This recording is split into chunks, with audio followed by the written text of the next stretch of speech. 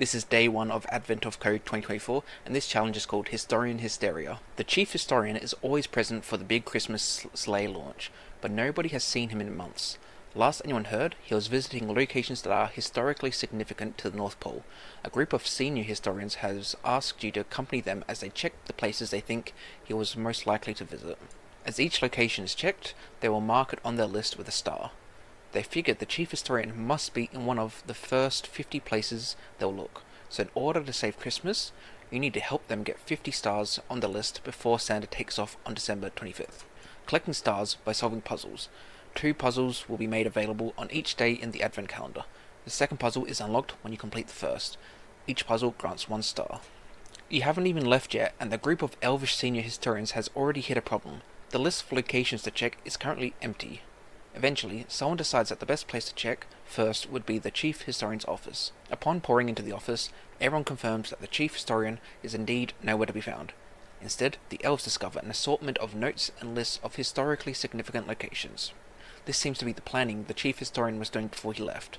Perhaps these notes can be used to determine which locations to search. Throughout the Chief's office, the historically significant locations are listed not by name, but by a unique number called the location ID. To make sure they don't miss anything, the historians split into 2 groups, each searching the office and trying to create their own complete list of location IDs. There's just one problem. By holding the 2 lists up side by side, your puzzle input, it quickly becomes clear that the lists aren't very similar. Maybe you can help the historian reconcile their lists. So for example, we have 2 lists, 3, 4, 4, 3, and so on. Maybe the lists are only off by a small amount. To find out, pair up the numbers and measure how far apart they are.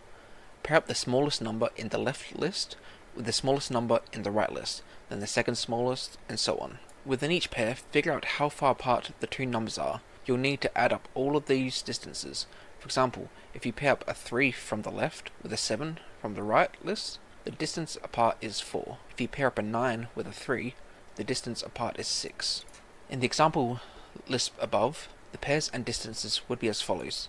The smallest number in the left list is 1, and the smallest number in the right list is 3. So the distance is 2. Second smallest in the left is 2. Second smallest 3, so it's 1. Third smallest, both 3, so it's 0. The next 3, 4, which is 1. 3, 5, 2, 4, 9, which is 5. Then with all these numbers, you add them together and you would get 11. Your actual left and right list contain many location IDs. What is the location distance between your lists? Okay, well let's get started. Okay, so to start with, I've got code set up to retrieve the input text from Advent of Code. So if we actually look at our input, it should be a large list of numbers like so. So we've got that list. I've ran it once to make sure it works. So I've got the ID list like this. So the code I have, well, it first checks to see if I already have it downloaded. If it does, it just grabs all the text within the file and keeps it as a string. If this doesn't exist, then using the session that's in the cookie when you go to Advent of Code, I've got that saved in a .m file, which I then load. I then start making requests, which I add a cookie to, which has the session cookie. I make the request for the input, I then download the input. I then read the body of the input, which is the response, which is our input. I then make the file, or make the directory write to file that input. And I'll start off, so we can all see what it looks like. So if we then run this, we can see it's now returned the input, which is just the string. So with all the challenges I'll be doing, I'll be treating it as a string. So in this case, we've got a list of numbers, basically just a list. We will have to, I'm just doing it so we go through each time and turn it into a list. So there's some things we need to make this easier. Let's import strings. So we've got our input, and we'll create a variable lines, and this will be strings dot split. We will have our input, and we'll split on this. Now I want to, just so I can double check. Let's see what it looks like when we print lines. Okay, that seems to be correct, and I assume we can do that. Okay, cool, so we've got this now. But now we need to remove the inner space, which we have.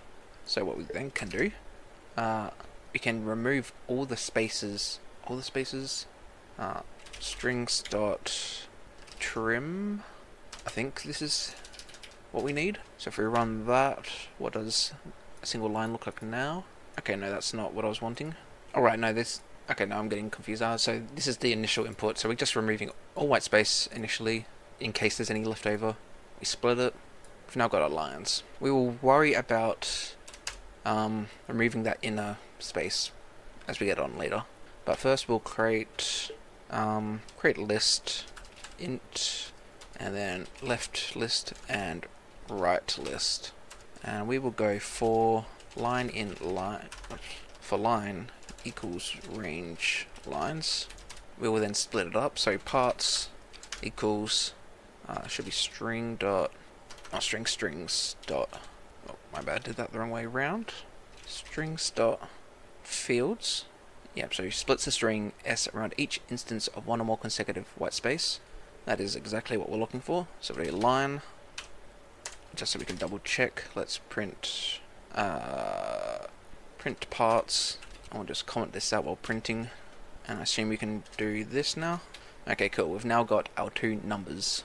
So with the parts, we now want to convert each of the string numbers into normal numbers.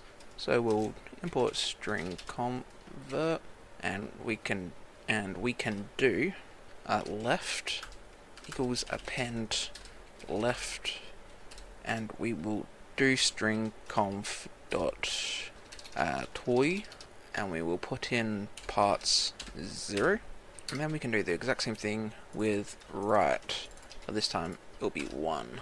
So now we've now filled up the list.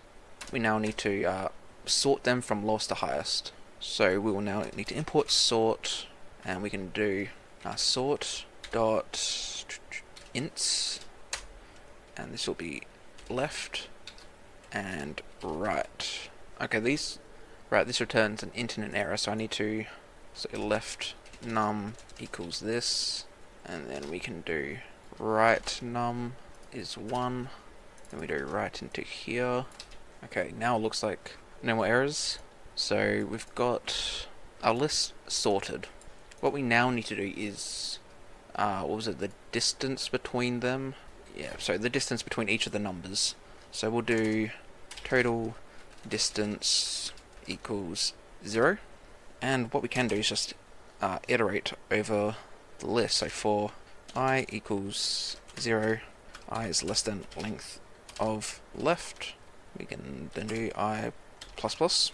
And inside here, actually what happened, and what we can do inside here is distance equals left I minus right I. But something that we need to consider, the number in the left column could be less than the number in the right column, which would then make the distance a negative, but it's still a positive distance apart, it's just in the other direction, I guess. But so we also need to do if distance less than 0, distance times equals -1.